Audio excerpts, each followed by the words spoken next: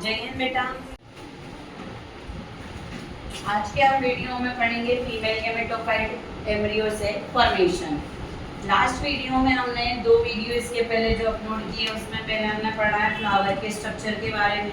Second video में complete information about the mail gametophyte anther में pollen grain का formation. और आज की वीडियो में वैसे ही हम पढ़ेंगे फीमेल गेमेटोफाइट के बारे में। फीमेल गेमेटोफाइट में किसका फॉर्मेशन होगा? एम्ब्रियो सेल का फॉर्मेशन। अब इसे भी लास्ट टॉपिक भी हमने 4 हेडिंग्स में पढ़ा, इसे भी हम 4 हेडिंग्स में डिवाइड कर रहे हैं। सबसे फर्स्ट पिस्टिल और कार्पेल, आफ्टर दैट ओव्यूल और मेगास्पोरेंजियम। उधर एंथर को अंदर पोलन सेल को हमने बोला था माइक्रोस्पोरेंजियम, तो ओव्यूल को क्या बोलेंगे? मेगास्पोरेंजियम। उसके बाद में माइक्रोस्पोरोजेनेसिस से माइक्रोस्पोर बना, मेगास्पोरोजेनेसिस से मेगास्पोर बने। उधर पोलर ग्रेन बने थे, आज हम देखेंगे क्या बनेगा? Embryo cell. तो ध्यान से समझिएगा पूरे टॉपिक को। सबसे पहले हम देखते हैं पिस्टिल और कार्पेल।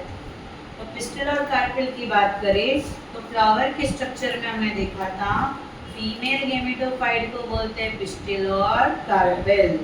सिंगल यूनिट को बोलेंगे पिस्टिल और कार्पेल, और ज़्यादा यूनिट्स हो तो कलेक्टिवली बोलते हैं गायनेशियम। क्या बोलते हैं? गायनेशियम। फीमेल गेमेटोफाइट गायनेशियम की सिंगल यूनिट को बोलेंगे कार्पेल। कार्पेल में ये जो पार्ट होता है इसको बोलते हैं स्टिग्मा, आफ्टर दैट स्टाइल, और लास्ट में ये ओव्यूल। ओव्यूल में बनता है ओव्यूल। क्या बनता है? ओव्यूल। अब एक एक पार्ट को ध्यान से देखें कभी। फॉर एग्जाम्पल हमने बोला कि पिस्टिल या कार्पेल के ग्रुप को बोलते हैं गायनेशियम। सिंगल पिस्टिल हो या कार्पेल हो तो मोनोकार्पेलरी। क्या बोलते हैं बेटा? मोनोकार्पेलरी। 2 कार्पेल हो तो बाइकार्पेलरी, और बहुत सारे कार्पेल हो तो बोलते हैं मल्टीकार्पेलरी। क्या बोलते हैं? मल्टीकार्पेलरी।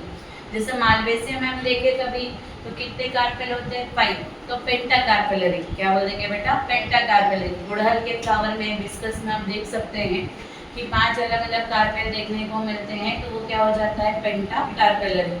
अब इसमें देखिए एक एक पार्ट को सबसे पहले समझते हैं स्टिग्मा।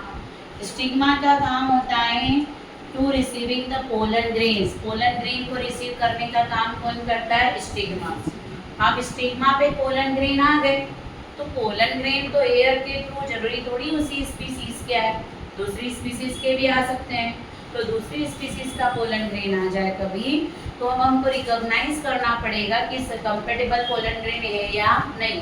तो रिकॉग्नाइज करने का काम भी कौन करता है? स्टिग्मा। फिर उसके बाद में कभी अपनी स्पीसीज का ही पोलन ग्रेन है तो पोलन ट्यूब बनाना पड़ेगी, और पोलन ट्यूब बनाने के लिए उसको न्यूट्रिशन चाहिए, जर्मिनेशन करवाना है, तो इसीलिए उसको न्यूट्रिशन देने का काम भी कौन करता है? स्टिग्मा। तो 3 फंक्शन है, पोलन ग्रेन को रिसीव करना, उनको रिकॉग्नाइज करना, और उनको जर्मिनेशन के लिए साइट प्रोवाइड करना, न्यूट्रिशन प्रोवाइड करना। अब सेकेंड पार्ट क्या है बेटा? स्टाइल। तो पोलन ग्रेन जब जर्मिनेट होता है तो पोलन ट्यूब बनती है, और ये पोलन ट्यूब कहाँ से पास होती है? स्टाइल से। कहाँ से पास होती है? स्टाइल से। उसके बाद में क्या आता है बेटा? ओवरी। ओवरी में किसका डेवलपमेंट फॉर्मेशन होता है? ओव्यूल का। किसका फॉर्मेशन होता है? ओव्यूल का। अब इसके बाद में जैसे हमने बोला कि पिस्टिल या कार्पेल, एक हो तो मोनोकार्पेलरी, 2 हो तो बाइकार्पेलरी, अब बहुत सारे हैं तो मल्टीकार्पेलरी। अब सारे के सारे पिस्टिल जो है फ्यूज्ड है, जो पिस्टिल है अलग अलग वो सारे पिस्टिल क्या रहते हैं? फ्यूज रहते हैं। क्या रहते हैं? फ्यूज। तो कभी पिस्टिल फ्यूज कंडीशन में है तो इसको हम बोल देते हैं सिनकार्पस। क्या बोल देते हैं बेटा? सिनकार्पस। और पिस्टिल कभी अलग अलग सेपरेटेड है, जितने भी पिस्टिल है सब क्या है बेटा? अलग अलग सेपरेटेड है। कि जो पिस्टिल है अलग अलग अपने अपने सेपरेटेड कंडीशन में है, तो इसको बोलते हैं हम एपोकार्पस। क्या बोलेंगे बेटा? एपोकार्पस। कि जो पिस्टिल बन रहा है तो ये पिस्टिल में सारे के सारे पिस्टिल एक साथ है, तो इसको बोल देंगे सिनकार्पस। पिस्टिल को ही बोला कार्पल, कार्पेल में साथ साथ सारे कार्पेल है तो सिनकार्पस, और कभी सारे कार्पस अलग अलग है तो बोलते हैं एपोकार्पस। क्या बोल देंगे? एपोकार्पस। तो सिनकार्पस और एपोकार्पस कि जितने भी कार्पेल है फ्यूज कंडीशन में एक साथ है तो सिनकार्पस, और कभी अलग अलग है तो क्या बोल देंगे अपन उसको? एपोकार्पस। इसमें कोई दिक्कत? अब इसके बाद में हम देखें कभी हमने अभी बोला कि भाई ओवरी में ओव्यूल है, तो ओवरी में ओव्यूल का जो अराइज होना है, मतलब कहाँ से वो ओरिजिनेट हुआ, तो कहाँ से ओरिजिनेट होता है, प्लेसेंटा से। कि ओवरी जो है, ओवरी में ओव्यूल का अराइज कहाँ से होता है, तो जिस टिश्यू से होता है उसको क्या बोलते हैं, प्लेसेंटा। बच्चों को लगता है प्लेसेंटा सिर्फ ह्यूमन बीइंग में कि मदर और बेबी के बीच में कनेक्शन का काम जो यूटेरस से बनता है और जो फीटस है दोनों के कनेक्शन से बना उसको बोला प्लेसेंटा। जरूरी नहीं है वही प्लेसेंटा हो, यहाँ भी ओवरी में ओव्यूल जहाँ से अराइज हुआ उसको हम क्या बोलते हैं, प्लेसेंटा। और 11th में हमने पढ़ा है कि इसके भी भाई कहाँ से अराइज हो रहा है, इसका भी अलग अलग अरेंजमेंट होता है कि पेरीफेरी से निकल रहा है, कि सेंटर से निकला, कि एक्सिस से निकल रहा है, कि बेस से निकल रहा है, कि मार्जिन से निकल रहा है। तो ये अलग अलग अरेंजमेंट को बोलते हैं प्लेसेंटेशन। क्या बोलते हैं बेटा, प्लेसेंटेशन। फॉर एग्जाम्पल पी में देखें, मटर में, तो उसमें मार्जिनल प्लेसेंटेशन है, कभी हम उसमें ही देखें, कभी लेमन में, नींबू में, तो लेमन में एक्सेल प्रेजेंटेशन है। तो अलग अलग प्रेजेंटेशन होते हैं, मार्जिनल, पेरीफेरी से निकले तो पेराइटल, बेस से निकले तो बेसल, सेंटर में फ्रीली है तो प्री सेंट्रल, सेंटर से एक्सिस के पास से निकले तो एक्सियल। तो ये क्या है, 5 तरीके के प्रेजेंटेशन। कि प्लेसेंटा में ओव्यूल कहाँ कैसे अराइज हुआ, उसका कैसा अरेंजमेंट है, उसी को हमने क्या बोला, प्लेसेंटेशन। तो अब हम देखते हैं ओव्यूल का डायग्राम। ओव्यूल को ही क्या बोलते हैं, मेगास्पोरेंजियम। ये बहुत सिंपल है, फिर भी इसको क्वेश्चन के फॉर्म में भी दे देते हैं कि ओव्यूल इज इक्विवेलेंट टू, तो ओव्यूल किसके इक्विवेलेंट है, मेगास्पोरेंजियम के, या megasporangium is equivalent to ovule, एक ही बात है। तो अब ध्यान से देखिएगा कि हम देखें कभी कि सबसे सेंटर में रहती है नहीं, उधर थी माइक्रोस्पोर मदर सेल, तो यहाँ रहेगी मेगास्पोर मदर सेल। क्या रहेगी बेटा, मेगास्पोर मदर सेल, एमएमसी, इसको भी शॉर्ट में हम एमएमसी बोलेंगे। फिर अब इसको भी खाना चाहिए, न्यूट्रिशन चाहिए, तो न्यूट्रिशन देने के लिए आसपास जो लेयर होती है, हाईली एनरिच्ड न्यूट्रिशन, तो इसको बोलेंगे न्यूसेलस। क्या बोलेंगे बेटा, न्यूसेलस। सेल का ग्रुप होता है जो मेगास्पोर मदर सेल को न्यूट्रिशन प्रोवाइड करता है। Nucellus is surrounded by the group of cell which form the protective layer of ovule, और ये प्रोटेक्टिव लेयर को हम बोलते हैं इंटेग्यूमेंट। जो ये प्रोटेक्टिव लेयर बनेगी, इस प्रोटेक्टिव लेयर को हम क्या बोलेंगे बेटा, इंटेग्यूमेंट। तो हम देखेंगे कि भाई इसके सराउंडिंग में कितनी अलग अलग प्रोटेक्टिव लेयर बनी है, तो 2 प्रोटेक्टिव लेयर बनी है। कितनी लेयर बनी है, 2 प्रोटेक्टिव। ध्यान से देखना, ये सेंटर में क्या है, मेगास्पोर मदर सेल है, इसके सराउंडिंग में हम देखेंगे कि न्यूट्रिशन देने के लिए क्या बेटा, न्यूसेलस, प्रोटेक्शन के लिए क्या है, ये लेयर्स जिनको हमने बोला इंटेग्यूमेंट।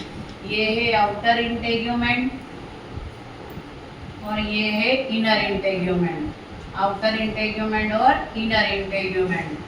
अब आप फोकस करेंगे तो यहाँ पर ना तो इनर इंटेग्यूमेंट है ना ही outer integument, direct nucellus exposed condition में है। तो ये जो पार्ट है जहाँ पर कोई इंटेग्यूमेंट प्रेजेंट नहीं है, इसको हम क्या बोलते हैं, माइक्रोपाइल। क्या बोलेंगे बेटा, माइक्रोपाइल।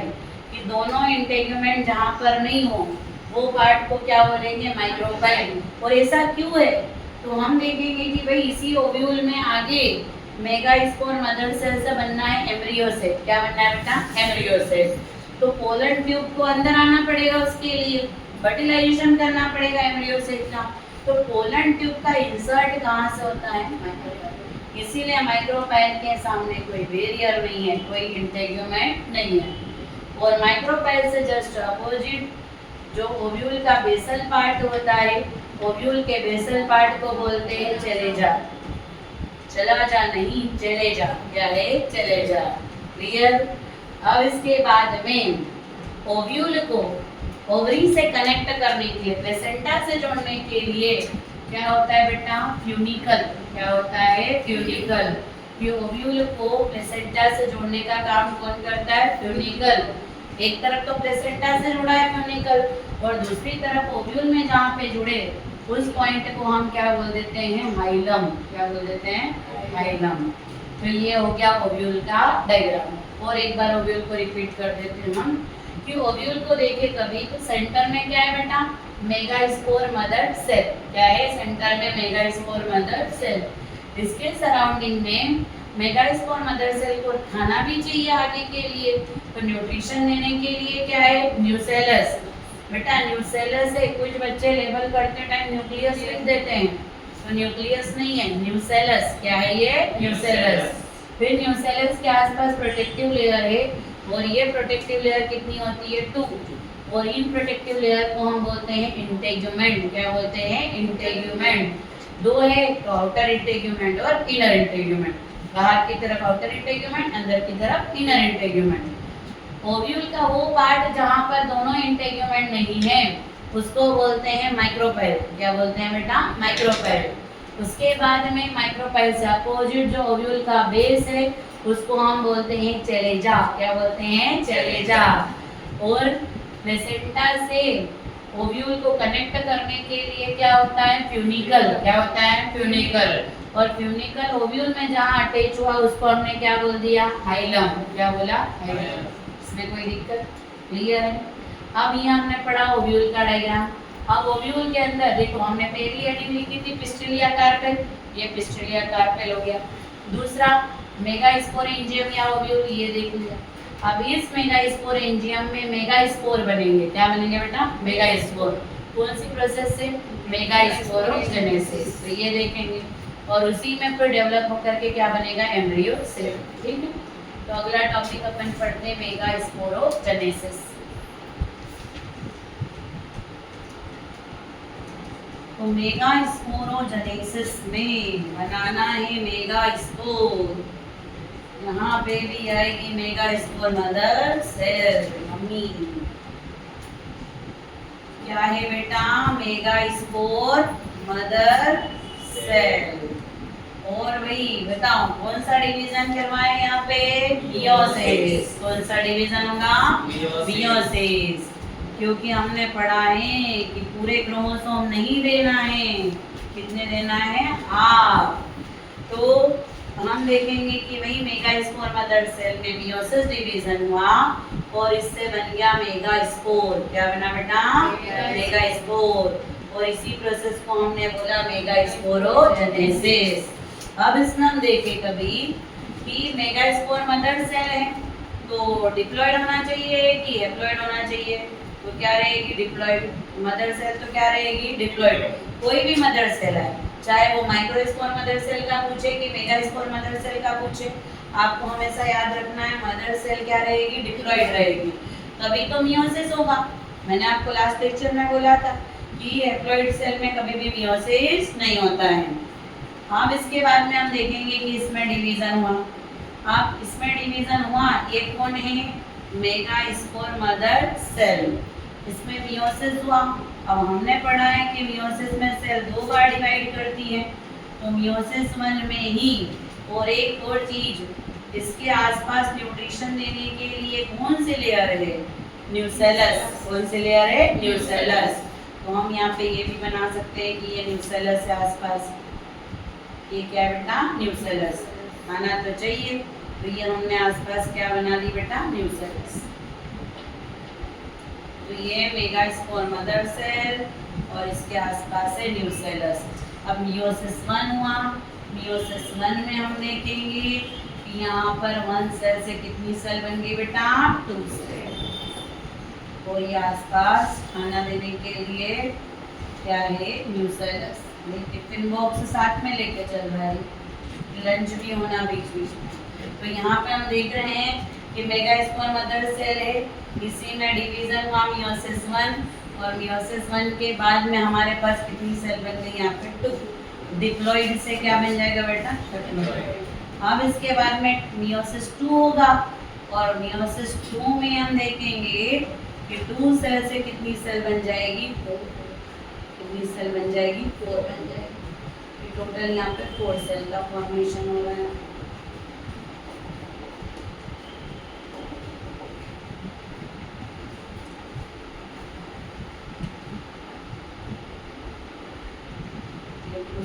बन गई 4 सेल। अब 4 सेल है तो क्या बोले भाई, 4 के लिए क्या आता है, टेट्राड। क्या आता है, टेट्राड। तो ये क्या बन गया हमारे पास में, मेगा स्पोर टेट्राड। क्या बन गया, मेगा स्पोर टेट्राड, जो कि सभी सेल क्या होती है, हैप्लॉइड। कितनी सेल बन रही है, 4। इसमें कोई दिक्कत, माइक्रोस्पोरोजेनेसिस ऐसा ही है, वहां पे आसपास की लेयर भी बनाई थी, यहाँ हमने न्यू सेल्स भी बनाए हैं। फिर सबसे पहले मेगा स्पोर मदर सेल है, उसमें डिवीजन हुआ तो मेगा स्पोर डायड बना, 2 है तो डायड। फिर मियोसिस 2 हुआ तो टेट्राड। क्या बन गया बेटा, टेट्राड। टेट्राड मतलब कितनी सेल, 4 सेल। फिर इसके बाद में हम देखें कभी 4 सेल है, पर चारों में से उधर मैंने आपको बोला था कि पोलन ग्रेन बहुत सारे चाहिए, तो चारों का डेवलपमेंट होगा। यहाँ पे चारों का डेवलपमेंट नहीं होगा। कितने का डेवलपमेंट होगा, 1 का। कितने का डेवलपमेंट होगा, 1 का। और 1 के लिए हम साइंस में बायो में यूज करते हैं मोनो। और 4 में से एक स्पोर का डेवलपमेंट होगा, तो प्रोसेस को बोलेंगे मोनोस्पोरिक डेवलपमेंट। अगली प्रोसेस क्या है बेटा, मोनोस्पोरिक डेवलपमेंट।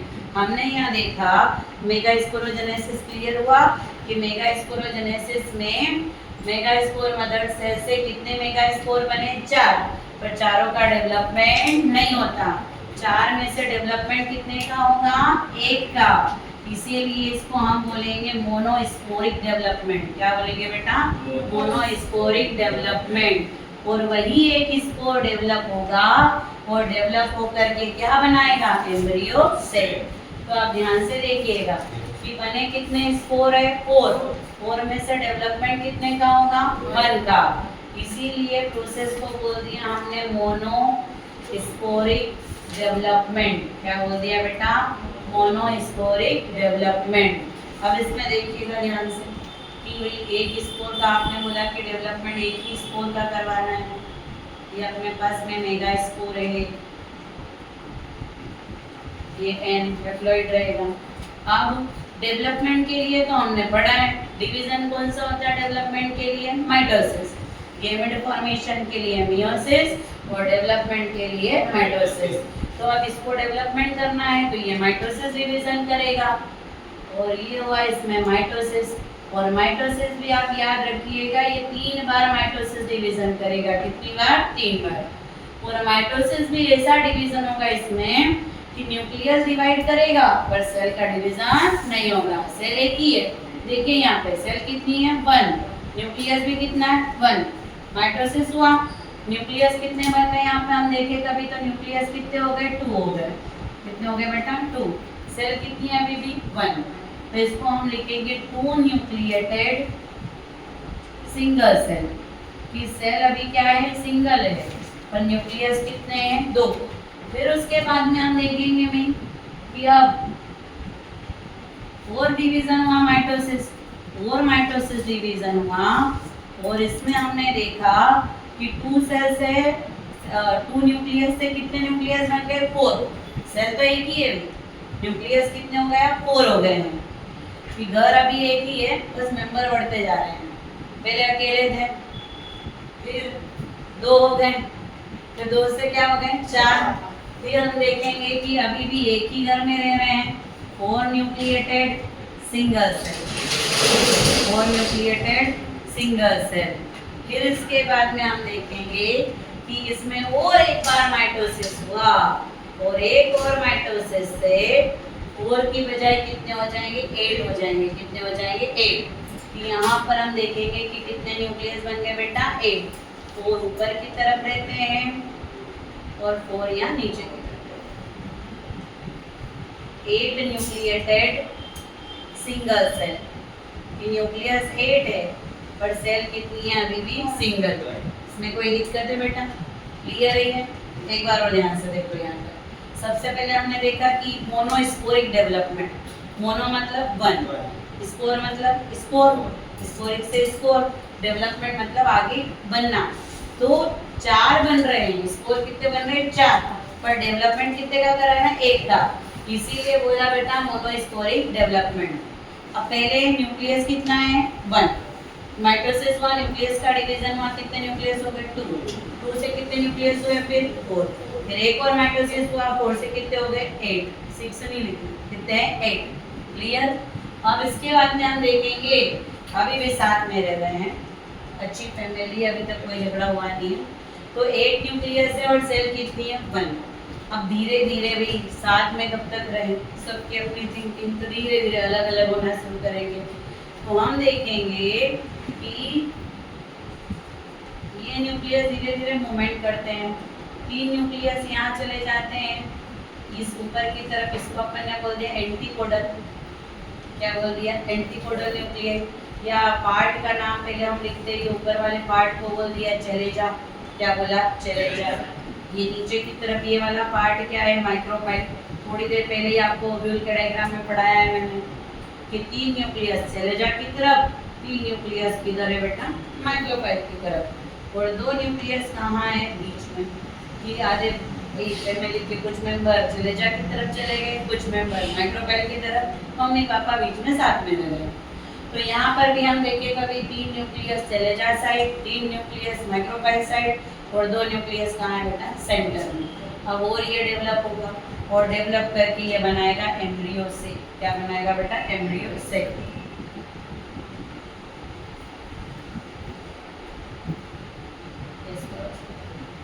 यहाँ तक का क्लियर है आपको? इसमें कोई डाउट तो नहीं है? कि हमने देखा कि मेगा स्पोर है, मेगा स्पोर में डेवलपमेंट हुआ, 3 माइटोसिस हुए। तो पहले 2 न्यूक्लियस, फिर 4 न्यूक्लियस, और फिर 1 न्यूक्लियस। अब डेवलपमेंट होगा, अब हम बनाते हैं डेवलप्ड एम्ब्रियो सेक का डायग्राम।